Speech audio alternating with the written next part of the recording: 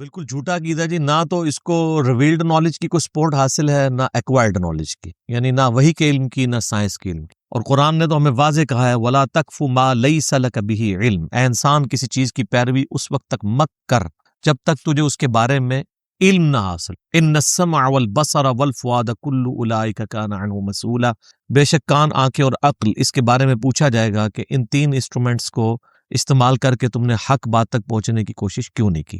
اس سورہ بنی اسرائیل کے اندر 9th کمانڈ ہے، آیت نمبر 36 میں۔ تو نہ تو سائنس اس کو سپورٹ کرتی ہے، نہ وہیں میں کہیں موجود ہے۔ پتہ نہیں، میرا لگ کسی نے یہ سنا ہوگا کہ حضرت یوسف علیہ السلام خوبصورت ہے، تو دوسرے نے پھر اس میں رنگ بھرے ہوں گے کہ اچھا یہ خوبصورت ہے تو اس کا مطلب ہے کہ سورہ یوسف پڑھنے سے جو بچہ ہے وہ خوبصورت پیدا ہوگا۔ اللہ کرے حضرت یوسف علیہ السلام کی خوبصورتی میٹر نہیں کرتی ہے، اصل میں ان کے کردار کی خوبصورتی میٹر کرتی کہ ان کو اتنی عورتوں نے ورغلایا۔ تو کاش کسی عورت کے دماغ میں یہ بات ہے کہ میرا جو بچہ پیدا ہو رہا ہے وہ یوسف کی طرح پرہیزگار ہو، پھر تو بات سمجھ آتی ہے۔ یہ تو خوبصورتی کو لے کے بیٹھ رہے ہوتے ہیں، وہی کہانی کرائے گی یہ جو ہمیں۔ حالانکہ صحیح مسلم میں حدیث ہے کہ اللہ تعالیٰ تمہاری شکلوں اور مال کو نہیں دیکھتا، دلوں اور اعمال کو۔ شکل تو اس نے خود بنائی ہے، اس نے کیوں دیکھنا ہے؟ حضرت بلال حبشی کا جب ہم ذکر کرتے ہیں تو ہمارے دل میں ان کے لیے محبت کے جذبات آتے ہیں، حالانکہ وہ حبشی تھے۔ سیدنا عمار ابن یاسر بھی حبشی تھے۔ تو حبشی جو ہے وہ کتنا خوبصورت ہو سکتا، رنگ تو کالا ہی ہوگا، ناک تو موٹا ہی ہوگا، اور تو موٹے ہی ہوں گے، لیکن ان کے کردار کی خوبصورتی جو نبی علیہ السلام کے لیے انہوں نے قربانیاں دی، ان چیزوں کو ہم دیکھتے ہیں تو ہم ان سے محبت کرتے ہیں۔ سورہ یوسف پڑھنے سے اگر کسی حبشی کے ہاں جو ہے وہ گورا پیدا ہو جائے تو پھر ہم ماننے کے لیے تیار ہے۔ ایک آدھ ہو بھی سکتا ہے ویسے، لیکن انالیسس اس طرح نہیں کیا جاتا۔ وہ 100 عورتیں سورہ یوسف پڑھیں گی اور اس میں 99 کے یا 90% کے پیدا ہو جائے پھر تو ہم کہیں گے، تو ان کو بھی پتہ ایسا نہیں ہوگا، یہ پاسبل ہی نہیں ہے، نہ تصویریں دیکھنے سے کچھ ہوگا۔ لیکن یہ بات سائنس مانتی ہے کہ ونس جب پریگنینسی آئیڈینٹیفائی ہو جاتی ہے اور یعنی وہ بچہ بڑا ہوتا ہے اور گروتھ کی ایج میں آتا ہے اور 4 مہینے گزر جاتے ہیں، اس کے سننے کی اور یعنی سننے کی صلاحیت جو ہے اس کی کام کرنا شروع کر دیتی ہے، کان، تو وہ جو باہر کی آوازیں ہیں نا وہ ان کے ساتھ مانوس ہوتا ہے۔ یہ یعنی سائنس مانتی ہے اس بات کو، اس ماحول کا، یعنی اگر ماں جو ہے وہ قرآن کی تلاوت کرنے والی ہے تو وہ اس کے ساتھ مانوس ہو جاتا ہے، ماں کی آواز کے ساتھ، باپ کی آواز کے ساتھ۔ اسی سے وہ انہوں نے کہانی نکال لی ہے نا کہ شیخ عبدالقادر جو پیدا ہوئے تھے 14 سپارے حفظ۔ تو حالانکہ اس لیول تک نہیں کوئی چیز ہوتی کہ کوئی حفظ ہو جائے کسی کو، تو ایسے پاسبل نہیں ہے، بالکل جھوٹ ہے۔ یعنی صحابہ کرام تو صحابہ صبح بیچارے بیٹھ کے پورا دن حضور سے تعلیم حاصل کرتے تھے، تو انہوں نے تو قرآن یاد نہیں کیا، اور یہ کہتے ہیں کہ جناب پیدائشی حافظن، وہ حافظ ہوں گے، ایک وہ انہوں ہی حافظ کہتے ہیں نا، تو یہ ہو سکتا ہے کہ اگر کوئی ایسا ہو۔ باقی شیخ عبدالقادر جیلانی کے اوپر جھوٹ ہے، انہوں نے کبھی نہیں یہ کہا کہ میرے بارے میں یہ کیتا ہے۔ یہاں کہتے ہیں جی وہ دائیں طرف سلام پھیرا تھا سارے حافظ ہو گئے، اور پیچھے نماز پڑھنے والے بائیں طرف پھیرا تو سارے ناظرہ ہو گئے، تو پیچھے والا کیا ہویا؟ پیچھے میں بیٹھیا سا، میں کہا جی حضرت صاحب تسی سناؤ نا ذرا نماز جیڑی پڑھی ہے انہیں، تو تجوید کے ساتھ نماز بھی نہیں سنا سکتے یہ لوگ، ترجمہ تو بڑی دور کی بات ہے، سب کچھ توہمات ہے جو چل رہا ہے، اس کا دین کے ساتھ کوئی تعلق۔ باقی خوبصورت اولاد کے لیے خواہش کرنا، عیب سے پاک اولاد کے لیے خواہش کرنا، یہ تو آپ کا حق ہے، آپ ضرور دعائیں کریں۔ ایون بیٹا مانگنا بھی آپ کا حق ہے۔ حضرت زکریا علیہ السلام کے بارے میں آتا ہے کہ انہوں نے کہا کہ اولاد یعقوب کا وارث ہو جو ہیکل سلیمانی کو، ٹیمپل آف سلیمن کو میرے بعد دیکھ سکے۔ تو بیٹے کی خواہش کرنا تو کوئی بری چیز نہیں ہے، کریں، لیکن نیک اولاد۔ ربنا حب لنا من ازواجنا وذریاتنا قرۃ اعین واجعلنا للمتقین اماما، یہ دعا ہونی چاہیے، اے اللہ میری بیویوں میں، میری اولاد میں، ہماری اولاد اور بیویوں میں آنکھوں کی ٹھنڈک بنا دے اور ہمیں پرہیزگار لوگوں کا امام بنا، یعنی ہمارے جو اولاد میں لوگ ہوں وہ پرہیزگار ہوں۔ یہ دعائیں ہمیں سکھائی گئی ہیں۔ خوبصورتی ہیں یا یہ شکلیں والی تو کسی پیغمبر کی میں نے ابھی تک کوئی دعا نہیں یعنی سنی یا پڑھی کہ اس میں انہوں نے یعنی خوبصورت اولاد کے پیدا ہونے کی دعا کی۔ وہ تو اللہ تعالیٰ نے جو ڈیفائن کیا ہے وہی کچھ ہونا ہے، پھر ہر بندے کی خوبصورتی کا کرائٹیریا بھی ڈیفرنٹ ہے۔ صحت مند اولاد کی بات ہونی چاہیے، اس قسم کی دعائیں اللہ تعالیٰ سے کرنی چاہیے۔ باقی اس قسم کے یہ وظیفے کرنا اور ان کی بنیاد پہ یہ عقیدہ رکھنا، یہ پھر بات کہاں سے کہاں چلی جاتی ہے۔ اور یہ ہمارے سب کانٹیننٹ میں، انڈیا، پاکستان، بنگلہ دیش، ایون افغانستان میں بھی یہ ساری اس قسم کی مت پائی جاتی ہیں، اور لوگ بڑے یعنی فخریہ اس چیز کے اوپر بات کر رہے ہوتے ہیں۔ تو جناب گوروں کے بچے تو اتنے خوبصورت ہیں، ان میں سے کوئی بھی سورہ یوسف نہیں پڑھتا۔ یہودیوں کے بچے دیکھیں کتنے خوبصورت ہوتے ہیں، تو وہ تو کوئی سورہ یوسف نہیں انہوں نے پڑھی ہوتی ہے۔ اس طرح کرنے سے کچھ بھی نہیں ہونا۔ اصل چیز ہے کہ اللہ سے دعا کریں اور اس قسم کے عقیدے نہ رکھیں، یہی چیزیں جو اسلام کی بدنامی کا باعث بنتی ہیں، اور ان چیزوں کا ریلیجن کے ساتھ کوئی تعلق۔ دعا کریں، اللہ کی مرضی قبول کرے نہ کرے، اصل چیز ہے کہ یہ ہمیں دعا سکھائی گئی ہے کہ ہم نے نیک اولاد کے لیے وجعلنا للمتقین اماما، مجھے پرہیزگار لوگوں کا امام بنا، یہ ہمیں دعائیں سکھائی گئی. یا حضرت ابراہیم علیہ السلام کی دعا سورہ ابراہیم میں رب اجعلنی مقیم الصلاۃ ومن ذریتی ربنا وتقبل دعاء ربنا اغفر لی ولوالدی وللمؤمنین یوم یقوم الحساب. اولاد کے لیے یہ دعا سکھائی گئی ہے. یہ عجیب و غریب قسم کی، اور واقعی وہ جب کوئی عورتیں اس طرح پریگننٹ ہوتی ہیں ان کے کمروں میں بڑی بڑی تصویریں ٹانگ دیتے ہیں، وہ ان کو مسلسل دیکھتی رہتی ہیں اور سورہ یوسف کی بھی روزانہ تلاوت کرتی ہیں. میرا خیال ترجمے سے ایک دفعہ بھی نہیں پڑھتی ہوں گی کہ اس کے اندر لکھا کیا ہوا ہے، تو ان کو پتہ چل جائے کہ یہ تو کچھ اور ہی ہے. جس طرح میں آپ کو بتاؤں ہمارے یعنی معاشرے کے اندر کی ایک مت چل رہی ہوتی ہے نا، ان میں سے میں آپ کو ایک مت مجھے بائی چانس یاد آ گئی. یہ سورت نمبر ہے 50 سورہ قاف، 2 نقطوں والا قاف نا، جس کے بارے میں صحیح مسلم میں 4 حدیثیں ہیں کہ نبی علیہ السلام کے جمعے کا خطبہ اکثر یہی صورت ہوتی تھی، اور یہ میں نے کور بھی کی ہے سورہ قاف. مسئلہ نمبر ہے 59، منکرین خدا کو دلائل کے ذریعے دعوت، سورہ قاف کی روشنی. مختصر سی صورت ہے، 45 آیات ہیں.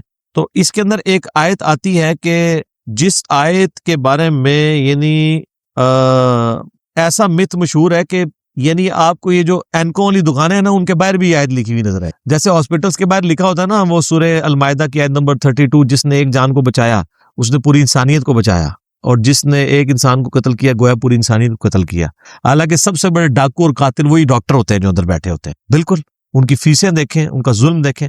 کئی عورتیں گائنی کی جو ڈاکٹرز ہیں وہ اپنا ٹائم بچانے کے لیے آپریشن کر دیتی ہیں عورتوں کہ یار اس پہ محنت کرنی پڑے گی، یار میں نے تو پارٹی میں جانا ہے، کٹ مارو، وہ بھگتتی رہے عورت. پھر کئیوں کے اندر وہ کینچیاں بھول جاتی ہیں، پھر وہ کئی کے پیٹ کے اندر وہ تولیے بھول جاتی ہیں، وہ بعد میں پھر وہ پیپ پڑتے رہتے ہیں، زخموں میں آپریشن در آپریشن ہوتے ہیں، ان کے گھر والوں کا پیسہ لگتا رہتا ہے.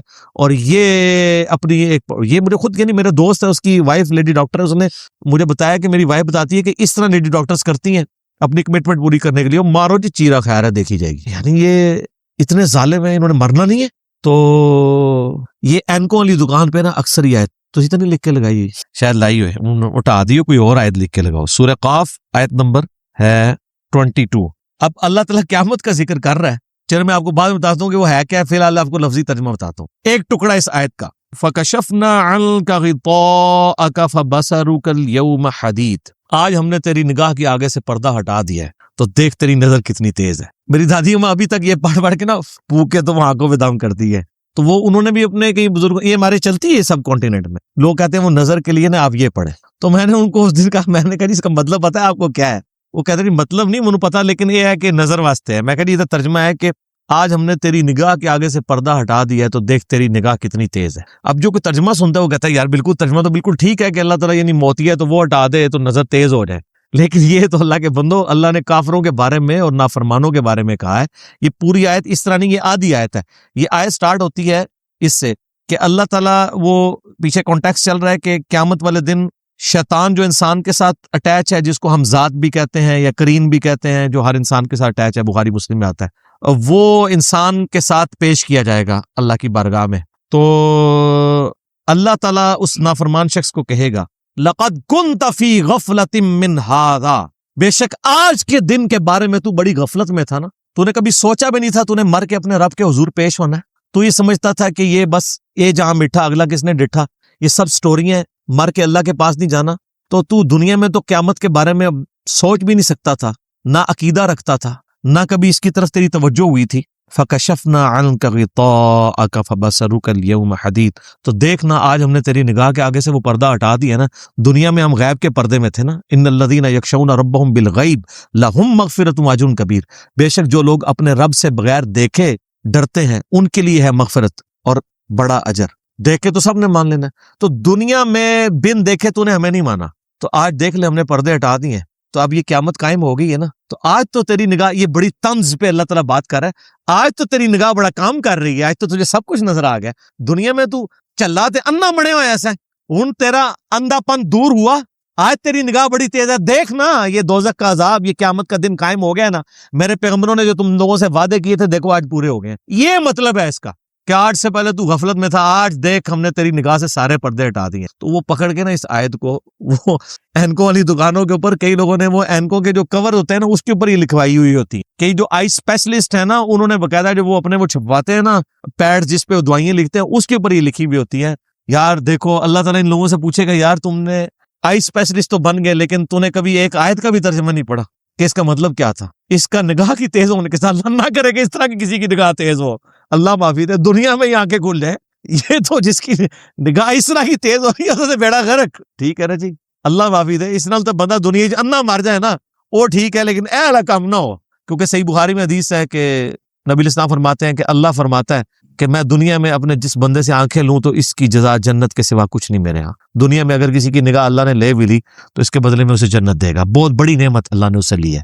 تو یہ اسی طریقے سے ہے جس طرح یہ آیات پڑھ پڑھ کے لوگ پھونک رہے ہوتے ہیں اور اس سے یہ سمجھتے ہیں نگاہ تیز ہو جاتی ہے. کیونکہ کوئی ایک لفظ بیچ میں ایسا آ جاتا ہے اس سے لوگ خود بخود نہ پھر آگے رزلٹ نکالنا شروع کرتے ہیں. اچھا یہ مطلب آ رہا ہے نا, تو یہ اس میں سے رزلٹ نہیں. بعض کا ٹھیک بھی ہوتا ہے, یعنی وہ فٹ ان بیٹھ رہا ہوتا ہے. اور میں اس میں بتاؤں ہمیں کوئی اختلاف نہیں ہے. صحیح مسلم میں حدیث ہے, نبی اسلام فرمایا تم اپنے زمانے جاہلیت کے دم مجھ پہ پیش کرو, اگر ان میں بھی شرکی الفاظ نہیں تو تم کرتے رہو. اور مسلم شریف میں حدیث ہے اگر کوئی اپنے بھائی کو فائدہ پہنچا سکتا ہے, اس کے ایکسپیرینس سے اسے پتہ ہے, تو وہ اس طریقے کے معاملات اس کے ساتھ کر سکتا ہے. ضروری نہیں ہم کہتے ہیں کہ کتاب و سنت کے تعلیم کیے ہوئے وظائف ہی ہوں, علاج کا جہاں تک تعلق ہے. ابو داؤد میں حدیث ہے ایک عورت نبی علیہ السلام کے پاس آئی تو آپ علیہ السلام نے کہا کہ تم میری بیوی حفصہ کو وہ یہ پھوڑے اور پھنسیوں کا دم جو ہے وہ سکھا دو. صحیح مسلم میں حدیث ہے ایک بچی نبی علیہ السلام کے سامنے آئی, اس کا چہرہ زرد تھا تو آپ فرمایا کہ اس کو دم دلواؤ, اسے نظر لگی ہے. تو یہ دم اور اس طرح کے سارے معاملات میں آپ کوئی بھی علاج کروا سکتے ہیں جو شرکیہ نہ ہو. اور اسی میں امپلائڈ ہے نہیں حدیث کی روشنی میں جب نبی علیہ السلام فرمایا کہ جو اپنے بھائی کو نفع پہنچا سکتا ہے پہنچائے. اگر کسی کو ایکسپیرینس سے کوئی چیز حاصل ہو گئی ہے اور وہ نمبر آف ٹائم حاصل ہوئی ہے اور اس کو حالات و واقعات بھی سپورٹیو ہوں تو آپ کر سکتے ہیں. جس طرح میں نے یہ کہا کہ سورہ قاف کی آیت آؤٹ آف کانٹیکسٹ پیش کی جاتی ہے تو سب کچھ ہی غلط نہیں چل رہا معاشرے میں, کچھ چیزیں ٹھیک بھی چل رہی, وہ آزمودہ بھی ہیں اور وہ قرآن پاک سے لوگوں نے ڈیڈکٹ کی ہیں. مثلا سورہ القلم ہے پارہ نمبر 29 میں, اس کے نا بالکل اینڈ پہ جا کے یہ آیت آتی ہے 51 نمبر, سیکنڈ لاسٹ آیت. وَإِن يَكَادُ الَّذِينَ كَفَرُوا لَيُزْلِقُونَكَ بِأَبْصَارِهِمْ لَمَّا سَمِعُوا الذِّكْرَ. اور کافر اس بات پہ تلے ہوئے ہیں کہ جب وہ قرآن آپ سے سن رہے ہوتے ہیں نا تو وہ آپ کو اتنی نظر سے دیکھتے ہیں گویا کہ آپ کو نظر لگا دیں. باقاعدہ انہوں نے بندے ہائر کیے تھے نظر لگانے والے مشرکین عرب نے کہ حضور جب قرآن پڑھیں تو وہ ان کو یوں دیکھتے رہیں تاکہ نظر لگ جائے. تو ظاہر نظر تو نبی اسلام فرمایا نا, مسلم کی حدیث ہے کہ اگر تقدیر پہ بھی کوئی چیز سبقت لے جاتی تو وہ نظر ہوتی. جناب بندے کو قبر میں اور اونٹ کو دیکھ میں پہنچا دیتی ہے نظر جی. تو انہوں نے بندے اس طرح کے ہائر کیے تو اللہ نے اس کا ذکر کیا کہ یہ کافر تو تلے ہوئے ہیں کہ اے نبی علیہ السلام تمہیں نظر لگا دیں. لما سمعوا الذکر, جب الذکر قرآن سنتے ہیں, وَيَقُولُونَ إِنَّهُ لَمَجْنُونَ, اور کہتے ہیں یہ تو مجنون ہے, نعوذ باللہ. وَمَا هُوَ إِلَّا ذِكْرٌ لِّلْعَالَمِينَ, اور یہ تو نصیحت نہیں ہے مگر سارے جہان والوں کے لیے. یہ اس کی ضمیر نبی علیہ السلام کی طرف بھی جا سکتی ہے اور قرآن کی طرف. تو اب جس کے پیچھے اللہ کھڑا ہو اس کو نظر لگا سکتا ہے. تو اس میں یہ ذکر آیا کہ کافروں کی یہ روش تھی کہ وہ حضور کو نظر لگانا چاہتے تھے. تو اب کئی علماء ہیں جنہوں نے یہ آبزرو کیا کہ یہ دو آیات آخری پڑھ کے وَإِن يَكَادُ الَّذِينَ كَفَرُوا لَيُزْلِقُونَكَ بِأَبْصَارِهِمْ لَمَّا سَمِعُوا الذِّكْرَ وَيَقُولُونَ إِنَّهُ لَمَجْنُونٌ وَمَا هُوَ إِلَّا ذِكْرٌ لِّلْعَالَمِينَ. اگر دم کیا جائے کسی ایسے شخص کو جسے نظر لگی ہو تو اسے افاقہ ہو جاتا. تو یہ تو مطلب بھی سمجھ آتا ہے نا. ویسے تو صحیح بخاری میں موجود ہے کہ نبی علیہ السلام کے گھر میں جب کسی کو نظر کا دم ڈالنا ہوتا تو آپ آخری 3 صورتیں پڑھ کے ڈالتے. سر ویسی تو وظیفہ ہی کوئی نہیں ہے. اور مسلم شریف میں حدیث ہے آپ کے گھر میں جب کوئی بیمار ہو جاتا تو آپ آخری 3 صورتیں پڑھ کے اسے دم ڈالتے ہیں. بخاری مسلم دونوں میں یہ آخری 3 صورتیں المعوذات, 3 پناہ دینے والی صورتیں نبی علیہ السلام صبح و شام 3 دفعہ پڑھ کے خصوصاً بسترے پہ جاتے ہوئے اپنے جسم پہ پھونک کے ملتے تھے. ابو داؤد اور ترمذی میں موجود ہے کہ جو صبح و شام یہ 3 دفعہ پڑھ جائے گا اسے ہر چیز سے یہ کفایت کر دیں گے. اور جامع ترمذی اور سنن نسائی میں حدیث ہے کہ نبی علیہ السلام پہ جب آخری 2 صورتیں المعوذتین, 2 پناہ دینے والی صورتیں قل اعوذ برب الفلق اور قل اعوذ برب الناس نازل ہوئیں تو آپ نے باقی دعائیں اذکار چھوڑ کے صرف انہی کا ورد شروع کر دیا تھا, کیونکہ اس میں ہر چیز ہے. قل اعوذ برب الفلق میں ہر اس چیز کے شر سے اللہ کی پناہ مانگی گئی ہے جو باہر سے حملہ آور ہوتی. من شر ما خلق, ہر وہ چیز شر والی جسے تو نہیں پیدا کیا ہے میں تیری پناہ میں. اور قل اعوذ برب الناس, ہر وہ چیز جو اندر سے حملہ آور ہوتی, چاہے وہ آپ کا ہمزاد ہو, اٹیچ جن ہو, شیطان ہو, وسوسہ ہو, نفس ہو, تو ساری دعائیں اس کے اندر کور ہیں. ہم تو لوگ کہتے ہیں یار کچھ نہیں کر سکتے نا, تو یار یہ وظیفہ کر لیا کرو صبح شام 3 دفعہ آخری 3 سور. آیت الکرسی 1 دفعہ, سنن نسائی الکبریٰ کے اندر حدیث ہے جو صبح ایک دفعہ پڑھ لے شام تک اللہ تعالیٰ جنات کے اگینسٹ اس کی حفاظت کرے گا، جو شام کو پڑھ لے صبح تک حفاظت کرے گا۔ اور بخاری میں حدیث ہے کہ جو رات کو بسترے پہ جاتے ہیں اور آیت الکرسی پڑھ لے اللہ تعالیٰ ایک فرشتہ اس کے اوپر مقرر کر دے گا جو اس کی حفاظت کرے گا۔ بخاری مسلم میں حدیث ہے سورۃ البقرہ کی آخری 2 آیات جو رات کو سونے سے پہلے پڑھ لے گا اس کے لیے ہر چیز سے کفایت کر دیں گی، اور اللہ تعالیٰ سے جو کچھ اس میں مانگا گیا اسے مل جائے گا۔ آمن الرسول بما انزل الیہ من ربہ والمؤمنون، یہ 2-3 وظیفے ایسے ہیں جو آپ کسی بھی وقت کر سکتے ہیں، زیادہ ٹائم نہیں لیتے، یہ آپ کریں۔ اللہ تعالیٰ سے دعا ہے جو حق بات میں نے کہی اللہ تعالیٰ ہمارے دلوں میں راسخ فرمائے، اگر جذبات میں میرے منہ سے کوئی غلط بات نکل گئی اللہ تعالیٰ ہمارے دلوں سے محو کر دے، ہمیں کتاب و سنت کی تعلیمات پر عمل کر کے دوسرے بھائیوں تک پہنچانے کی توفیق عطا فرمائے۔ سبحانک اللہم و بحمدک، اشہد ان لا الہ الا انت، استغفرک و اتوب الیک، وما علینا الا البلاغ المبین۔ جزاکم اللہ خیرا و احسن الجزاء۔